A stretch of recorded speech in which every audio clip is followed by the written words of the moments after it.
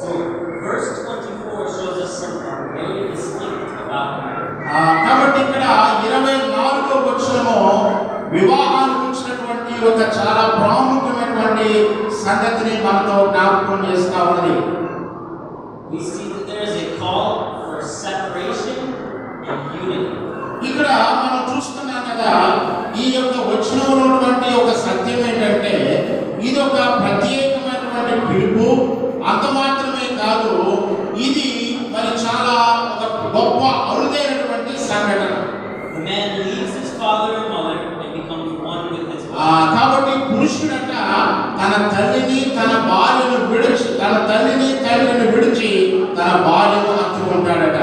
From the beginning we see God has set guidelines and boundaries for relationships between men and women. కాబట్టి పురుషుడికి స్త్రీకి మధ్య దేవుడు ఒక చక్కని సరిహద్దులను, ఒక చక్కని మరి నిర్మాణకరమైనటువంటి విషయాలను దేవుడు ముందుగానే ఏర్పాటు చేసి ఉన్నాడు. God has established a specific order for things. కాబట్టి మరి దేవుడు ఒక ప్రత్యేకమైనటువంటి విధానంలో, ఒక నియమబద్ధమైనటువంటి క్రమములో దేవుడు వివాహానికి కావలసినటువంటి చక్కని ఆదేశాలు ప్రభువును జారీ చేస్తా ఉన్నాడు. God has masterfully created each of us. కాబట్టి దేవుడు మనందరినీ కూడా ఒక్కొక్కరిని ఒక ప్రత్యేకమైనటువంటి విధానంలో ఆయన యొక్క స్వరూపంలో దేవుడు మనల్ని చేశాడు. He has a beautiful design for how we bring new life into the world. కాబట్టి ఎలాగా మనం నూతనమైనటువంటి జీవితంలోకి రావాలో దేవుడు ముందుగానే దాన్ని మన కొరకు ఆయన నిర్మించినట్లుగా చూస్తా ఉన్నాం. His design for our emotions. కాబట్టి మన యొక్క భావోద్వేగాలను ఆయన చక్కగా ఆయన తయారు చేస్తా ఉన్నాడు. The pleasure and the unity, the oneness that a married couple gets to enjoy. కాబట్టి సంతోషము, ఆనందము ఇదిగో వారి జీవితంలో ఎప్పుడంటే వారిద్దరూ కలిసి ఒకటిగా చేయబడటానికి దేవుడు ముందుగానే ప్రణాళికను సిద్ధం చేశారు. God's creation is beautiful, but there are limits. కాబట్టి దేవుని యొక్క సృష్టి ఎంతో అద్భుతమైనటువంటిది, అందమైనది, కానీ దానికి కూడా కొన్ని పరిమితులు ఉన్నాయి.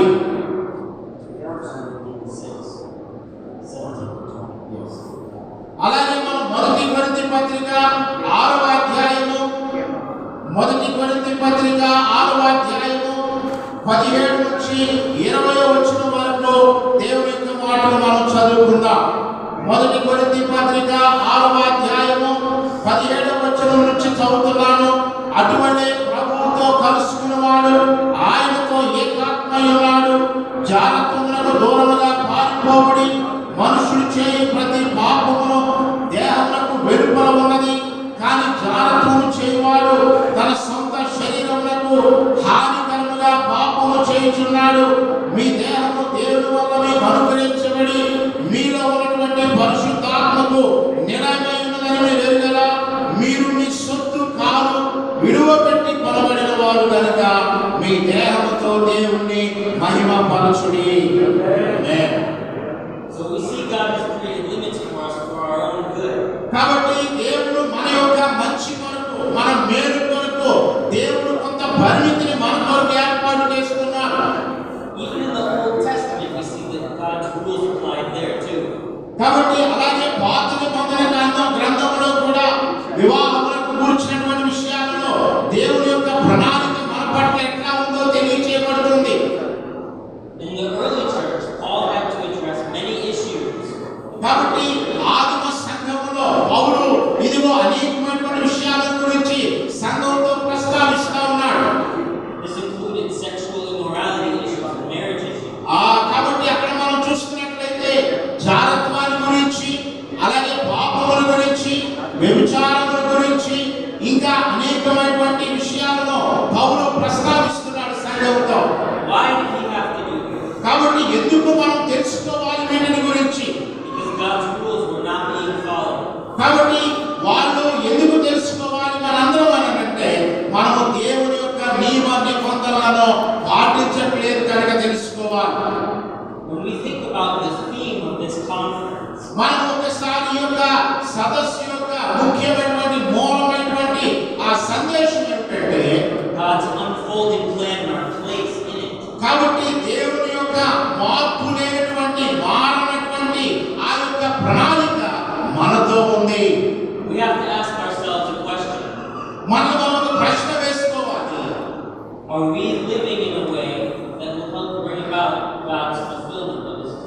కాబట్టి దేవుని యొక్క ప్రణాళికను మనం పరిపూర్ణం చేసే విషయంలో మనము ఆయన ఉద్దేశానుసారంగా మనం జీవిస్తున్నామా లేదా మనల్ని మనం ప్రశ్నించుకోవాలి.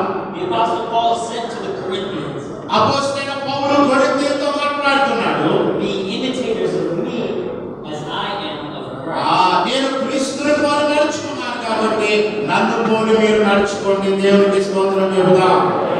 Can we say the same thing? కాబట్టి మనం అలా చెప్పగలుగుతున్నామా?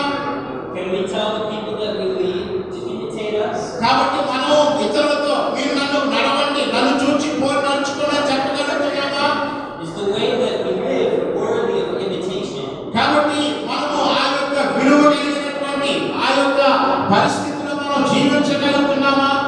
If we're not following Christ properly, how can the people that we lead? మనమే సరిగ్గా ప్రభువును అనుసరించలేకపోతే ఇతరులకు మనం ఏమని కోత చేస్తాం, ఏమని వాళ్ళు నడుచుకోమని చెప్తాం. It would be just the blind leading the blind. కాబట్టి ఒక గుడ్డివాడు ఇంకో గుడ్డివాడిని ఎట్లా చీకట్లోకి నడిపిస్తాడో అలాగే అయిపోతా ఉంది మన పరిస్థితి. So why am I telling you all? ఎందుకు నేను ఈ విషయాలన్నీ మీకు చెప్తున్నాను అంటే Because we must learn and we have to teach our people to follow God's guidelines. కాబట్టి మనము నేర్చుకోవడం మాత్రమే కాదు, నేర్చుకున్నటువంటి మనము ఇతరులకు దేవుని యొక్క ఆ నిబంధనలు ఆ సూత్రాలను వారు కూడా అనుసరించాలని మనం వారికి బోధించవలసిన వారమై ఉన్నాం. God calls us to be holy as He is holy. ఎందుకంటే ఆయన పరిశుద్ధుడై ఉన్నాడు కనుక మనం కూడా పరిశుద్ధులుగా ఉండాలని దేవుడు మనల్ని కోరుతున్నాడు. By obeying God, we are a light to the world around us. కాబట్టి మనము ఆయన యొక్క మాటలకు విధేయత చూపిస్తూ ఈ లోకములో మన యొక్క వెలుగును ఇతరుల యొక్క ప్రకాశింప చేయనట్లుగా మనం ఎప్పుడు కూడా వెలిగించబడిన వారిని ఉండాలి. చప్పట్లు కొట్టి దేవుని మహిమపరుస్తున్నాం. By obedience, we show the light and goodness of following God's rules. కాబట్టి దేవుని యొక్క నియమ నిబంధనలు ఆయన యొక్క సూత్రాలు మనం అనుసరిస్తూ ఈ లోకంలో దేవుని యొక్క మంచితనాన్ని ఇతరులకు ప్రకటించే వారిగా ఉండాలి. మత్తయి సువార్త 5వ అధ్యాయము 13 నుంచి 16 వచనాలు మనం చదువుకుందాం. మత్తయి సువార్త 5వ అధ్యాయము 13 నుంచి 16 వచనాలు చదువుదాం. నేను చదువుతున్నాను చూడండి. మీరు లోకమునకు ఉప్పై ఉన్నారు. ఉప్పు నిస్సారమైతే అది దేని వల్ల సారము పొందును? అది బయట పారవేయబడి మనుషుల చేత త్రొక్కబట్టేదే కానీ మరి దేనికి పనికిరాదు. మీరు లోకమునకు వెలుగై ఉన్నారు. కొండ మీద ఉండు పట్టణం మరుగై ఉండలేదు. మనుషులు దీపం వెలిగించి కొంచెం కింద పెట్టరు కానీ ఇంటి వారందరికీ వెలిగించుటకై దీపస్తంభం మీదనే పెట్టుదురు. మనుషులు మీ సత్క్రియను చూచి పరలోకమందున మీ తండ్రిని మహిమపరచునట్లు వారి ఎదుట మీ వెలుగు ప్రకాశింపనీయుడి. ఆమేన్. Our works are not good. మన యొక్క క్రియలు మంచివి కావు. How can people give glory to God by our works? కాబట్టి మరి మన క్రియలు మంచివి కానప్పుడు ప్రజలు ఎలాగా మన ద్వారా దేవుని తెలుసుకుంటారు? Even if the world rejects us for following God, ఎందుకంటే మనము ప్రభువుని వెంబడిస్తున్నప్పుడు లోకం మనల్ని వ్యతిరేకిస్తూ ఉంటది. our allegiance is to Jesus alone. కాబట్టి మన యొక్క జీవితం ఏంటంటే మనం ఎవరికి మహిమ తేవాలంటే మన నిర్ణయం ఏంటంటే ప్రభువుకి మహిమ తెచ్చే నిర్ణయమే. No matter what happens, we follow Him. కాబట్టి ఏమి జరిగినా సరే మనం మాత్రము ఆయనను వెంబడించుట మానకూడదు. So, when it comes to the marriage and the family, కాబట్టి ఒకవేళ అదే కనుక మన యొక్క వివాహంలోనూ కుటుంబంలో కనుక చూస్తున్నట్లయితే let's teach and model the way for God's people to live. కాబట్టి దాన్ని మనం వారికి బోధించాలి. ఆ యొక్క విధానము ఇతరులకి మనము మాదిరికరంగా చూపించాలి. So, let's look at marriage as an image of Christ and the church.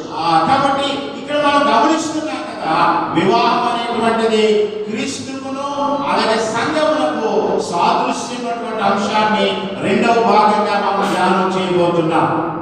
All throughout the Bible, God uses marriage as a picture of His relationship with us. కాబట్టి ఎక్కడ దేవుడు వివాహాన్ని గురించి కనుక మాట్లాడుతున్నట్లయితే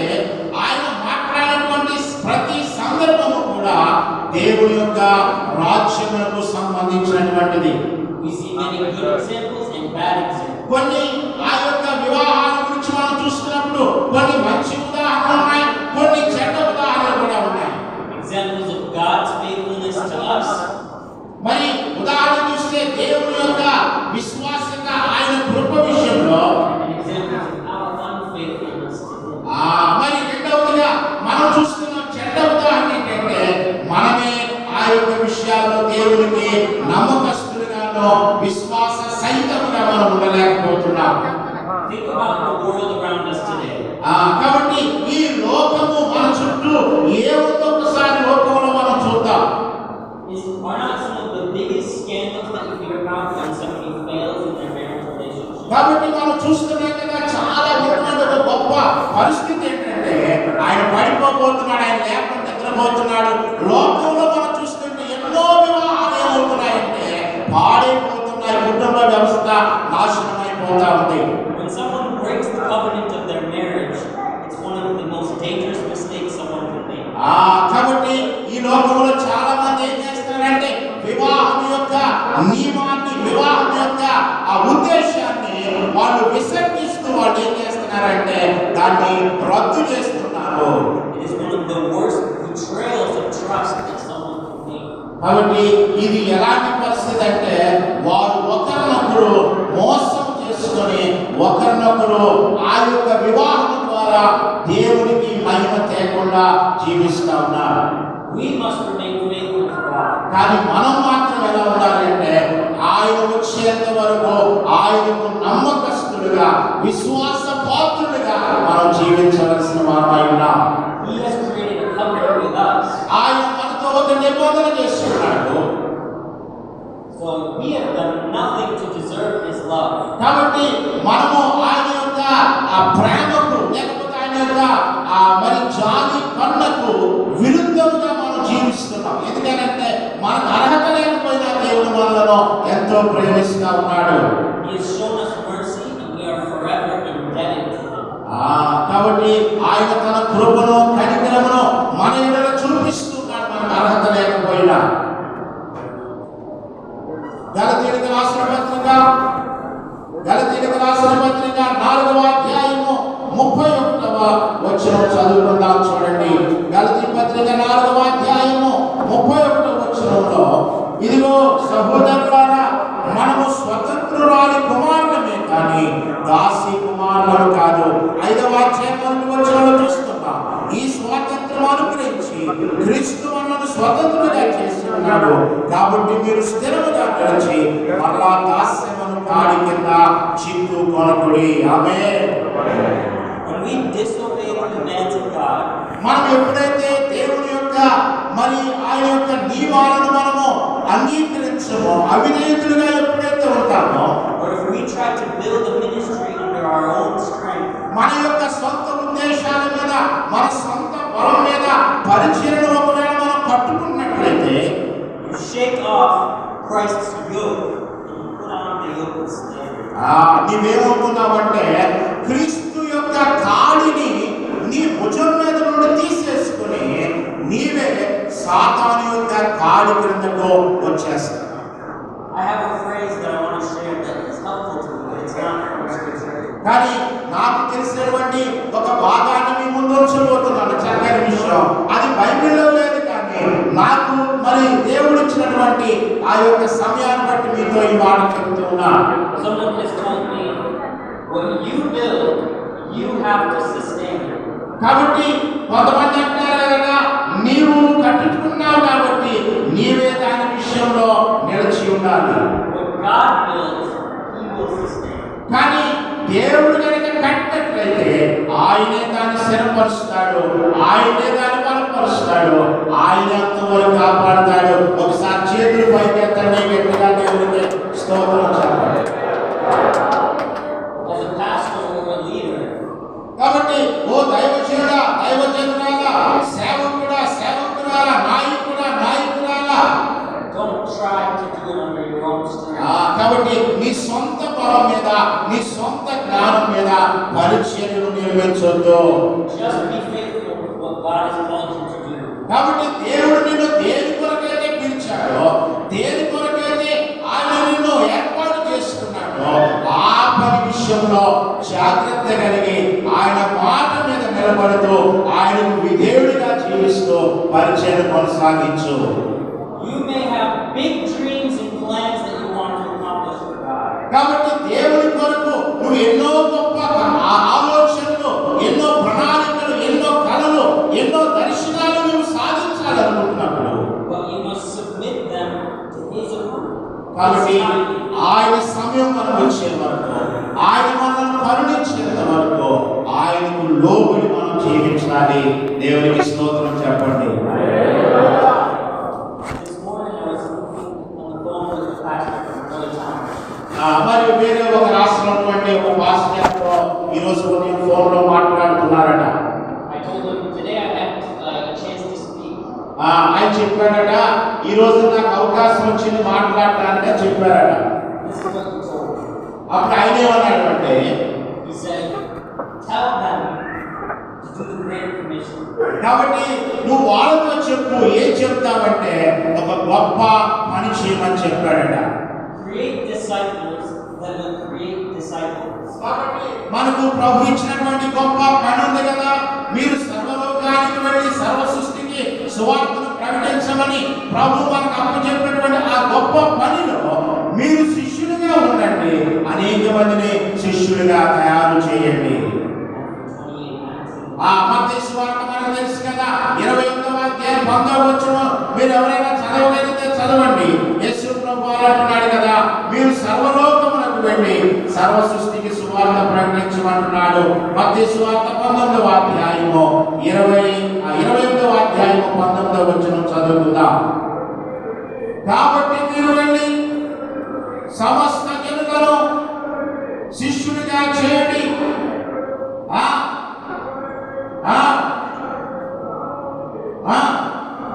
వారికి బాప్తిస్మమిచ్చుచు నేను ఏ ఏ సంగతులకు మీకు బోధించాను వాటన్నిటినీ చేయమని వారికి మీరు బోధించండి. This is what Jesus commanded His disciples to do. యేసు ప్రభువారు శిష్యులకు ఆజ్ఞాపించిన కార్యం ఇదే. If we claim to be His disciples, let's obey His command together. కాబట్టి ఇక్కడ ఉన్నటువంటి మనమందరం కూడా ప్రభువా మేము నీ శిష్యులమని చెప్పుకున్నటువంటి మనము ఆయన ఆజ్ఞను అనుసరిస్తున్నామా లేదా? ఒకవేళ అనుసరించకపోతే ఇప్పుడే అయ్యా నేను కూడా ఇదిగో నీవు ఇచ్చినటువంటి ఆజ్ఞను నేను శిరసావహిస్తానని తీర్మానం చేసుకోండి. Even though God has put dreams and hopes and plans into your heart, కాబట్టి ఒకవేళ దేవుడి జీవితం నీ హృదయంలో అనేకమైనటువంటి ప్రణాళికలు, అనేకమైన దర్శనాలు, అనేకమైనటువంటి ఆలోచనలు ఒకవేళ నీ జీవితంలో వచ్చినప్పటికీ submit them to His leading. నీవేం చేయాలంటే నీ సొంత జ్ఞానంతో కాక నిన్ను నీవు ఆయనకు సమర్పించుకుంటే ఆయనే నిన్ను నడిపిస్తాడు. దేవునికి స్తోత్రం చెబుదాం. We cannot follow the Great Commission if we don't look at the verse that comes before it. కాబట్టి నీవు ఈ యొక్క గొప్ప పరిచయ విషయంలో ఉన్నటువంటి ఈ విషయాన్ని నువ్వు గమనించకుండా, గ్రహించకుండా, దానిని అనుసరించకుండా నువ్వు ఏదో చేయాలనుకుంటే అది మాత్రము అనుకూలమైనటువంటిది కానే కాదు.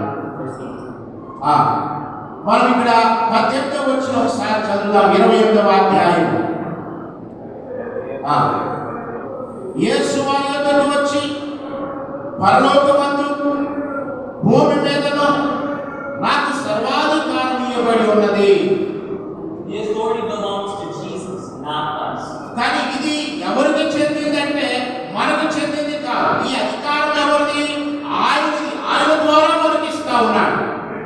Whereas Jesus is the head of the church and we submit to Him. కాబట్టి క్రీస్తు సంఘమునకు శిరస్సై ఉన్నాడు.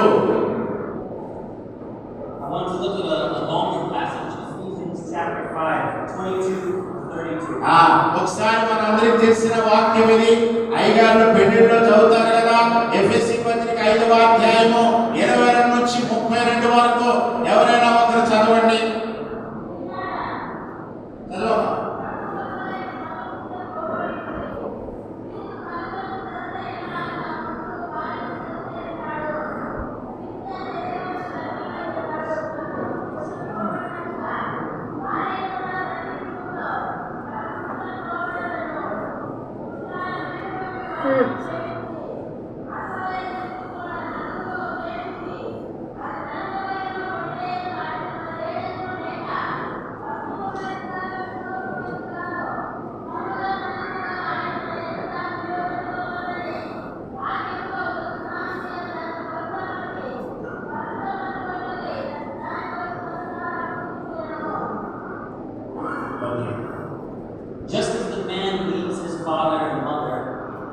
మరి ఇంతకు ముందు మనం చదువుకున్నాం కదా, పురుషుడు తండ్రిని తన తల్లిని విడిచి తన భార్యను హత్తుకున్నట్లే.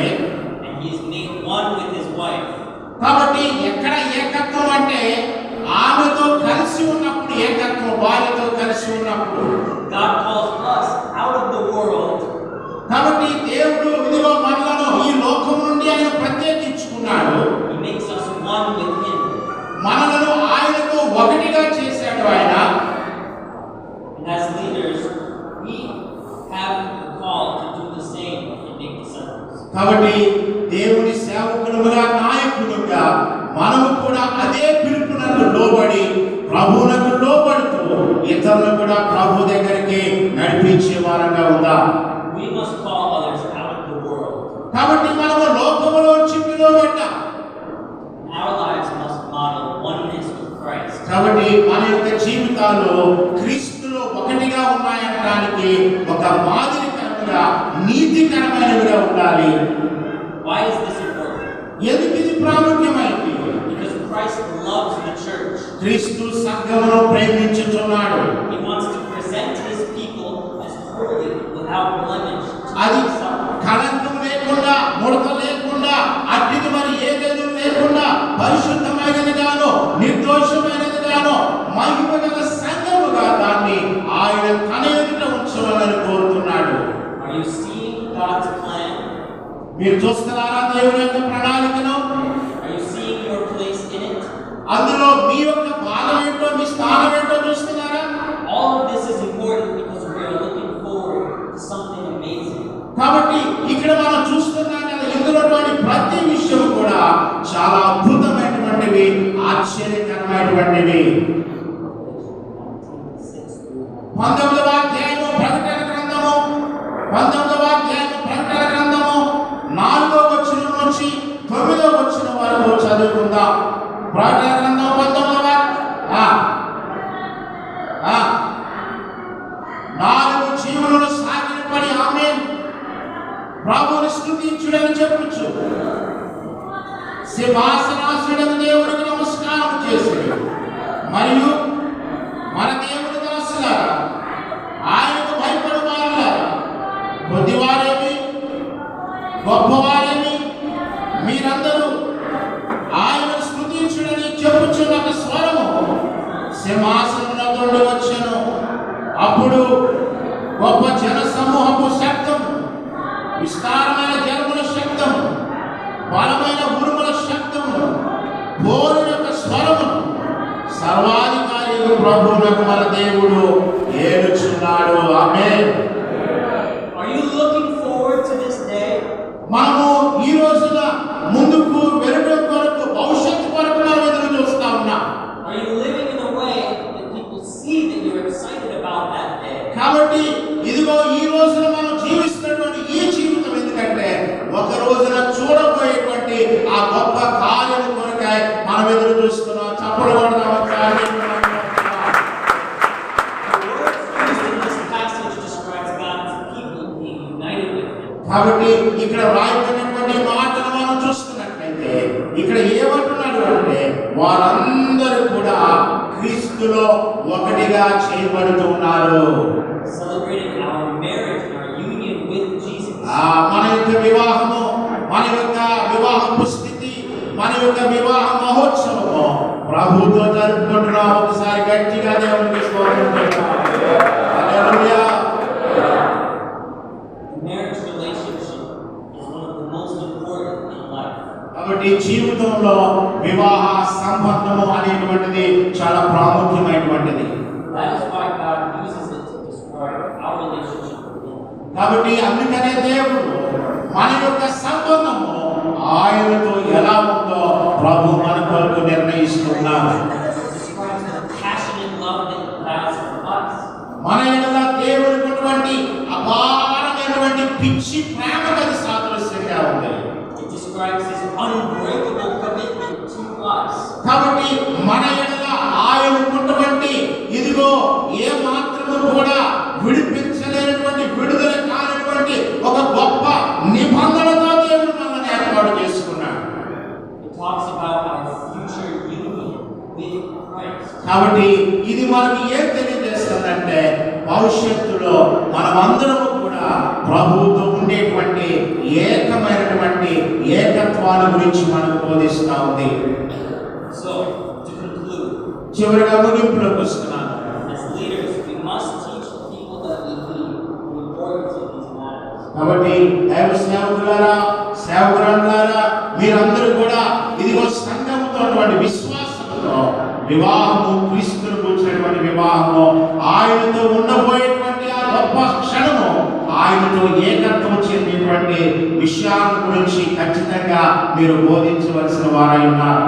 We must not only teach, కేవలం మనం బోధించడం మాత్రమే కాదు, కానీ we also must set an example for others to follow. కాబట్టి మనల్ని ఎవరైతే వెంబడిస్తున్నారో, ప్రభువుని ఎవరైతే అనుసరిస్తున్నారో, మనల్ని ఎవరైతే చూస్తున్నారో వారికి మనము మాదిరిగా ఉండవలసిన వారమై ఉన్నాం. My encouragement for you to myself అలాగే నా ప్రోత్సాహము మీకు నా కొరకు ఏంటంటే is to live with expectation of what is coming. కాబట్టి రాబోయేటువంటి ఆ ప్రభు కొరకు మనం ఎదురు చూస్తున్నాం, దాని కొరకు మనం సిద్ధపాటు కలిగి ఉందాం. These are just a few ways that God shows us how marriage is so important. కాబట్టి ఇదిగో దేవుడు కొన్ని విషయాల్లో వివాహం ఎందుకు ప్రాముఖ్యమైందో, మొదటి అంశము వివాహము కుటుంబం మనం చూస్తున్నాం. రెండవది ఇది దేవుని యొక్క పరిశుద్ధ వివాహములకు ఇది ప్రతిరూపంగా ఉందని గమనిస్తున్నాం. It shows us the greatness, the wisdom of His plan for His people. తన ప్రజల ఎడల, సర్వలోకం ఎడల దేవుడు కలిగినటువంటి ఆయన ప్రణాళిక, ఆయన జ్ఞానము, ఆయన మంచితనాన్ని తెలియజేస్తా ఉంది. Let's pray. ప్రార్థన చేసుకుందాం. Father God, పరమ తండ్రి, make us a living example of what you want us to be. మమ్మలను ఎలా ఉండాలో, మేము ఎలా ఉండాలో ప్రభువా, నీలాగా నీకు నాయన ప్రభువా అనుకూలముగా జీవించేటువంటి వారిగా మమ్మల్ని ఉంచండి. In our marriages, let us live rightly. ప్రభువా, మా వివాహాల్లో మేము నాయన ఒక చక్కని క్రమమును కలిగి నిబద్ధతతో మేము మా వివాహ జీవితాన్ని కొనసాగించుకునే కృప దయచేయండి. In our teaching, let us teach rightly. ప్రభువా, మేము బోధించే బోధ ఏదైతే ఉందో అది సరైనదిగా బోధించడానికి సహాయం చేయండి. Fill us and anoint us with your Spirit. ఆయన మీ ఆత్మతోను, మీ అభిషేకంతోను, మీ జ్ఞానంతోను మమ్మల్ని నింపండి. Let us live with the expectation of Jesus in the future. ప్రభువా, భవిష్యత్తులో తండ్రి నాయన రాబో కాలంలో ప్రభువా ఇదిగో తండ్రి నీ కుమారుడైనటువంటి క్రీస్తు ఏ రీతిగా ప్రభువా మా కొరకు ఆయన చూస్తున్నాడో అటువంటి మంచి జీవితంతో జీవించడం మాకు సహాయం నేర్పించండి. Strengthen us against the temptations of the evil. శోధన నుండి ప్రభువా నాయన ఇదిగో తండ్రి రకరకాలటువంటి శత్రువుల యొక్క నాయన కార్యము నుండి మమ్మల్ని విడిపించండి. We pray in Jesus' name. యేసు నామములో ప్రార్థిస్తున్నాము.